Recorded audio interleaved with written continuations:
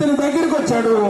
అయితే ప్రజలందరూ అక్కడున్న శాస్త్రులు పరిచయులు పాపిష్టి మనుషుల దగ్గరికి వెళ్లి పాపి దగ్గరతో ఏంటి సావాసము అన్నారు. కానీ అయితే యేసు మాట్లాడింది ఏంటంటే 17వ వచనంలో యేసు ఆ మాట విని రోగికే గాని ఆరోగ్యము గలవానికి వైద్యుడక్కర్లేదు, నేను పాపులనే పిలవచ్చుదిని గాని నీతిమంతును పిలవరాలేదని వారితో చెప్పెను.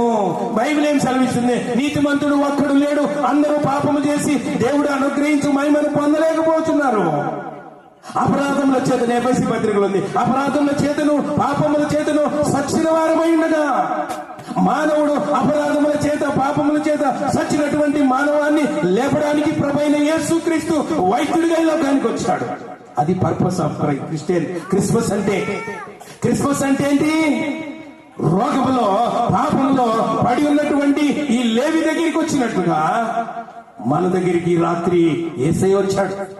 ఈ రాత్రి పాపములో పాప రోగములో పడి ఉన్న మన దగ్గరికి, పాపముల శాపములో కట్లలో బంధించబడిన మన దగ్గరికి యేసయ్య వచ్చాడు. అదే క్రిస్మస్. రెండోది ఆ మూడో మాట కూడా చెప్పి నేను ముగిస్తాను. లోకాసు వార్త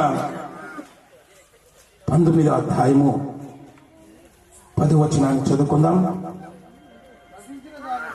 నశించిన దానిని వెదకి రక్షించుటకు మనిషి కుమారుడు వచ్చాడు. ఇప్పుడు ఎందుకు వచ్చాడు? మూడవది నశించిన దానిని వెదకి రక్షించడానికి యేసయ్య లోకానికి వచ్చాడు. మానవుడు నశించిపోయాడు, నశించి నరకానికి వెళ్తున్నాడు. ఇప్పుడే స్కిట్ మనం చూసాము. ఎవరి పేరైనా జీవ గ్రంథంలో రాయబడి ఉండకపోతే అతివాడు ఎక్కడికి వెళ్తాడు? నరకానికి వెళ్తాడు. బల్లిచ్చినా బండేసినా, అర్థమైందా? అన్న చెప్పింది మీకు అర్థమైందా? బల్లేసాను, బండి ఇచ్చాను, ఫ్యాన్ వేసాను, భోజనం పెట్టాను, ఛార్జీకి ఇచ్చాను,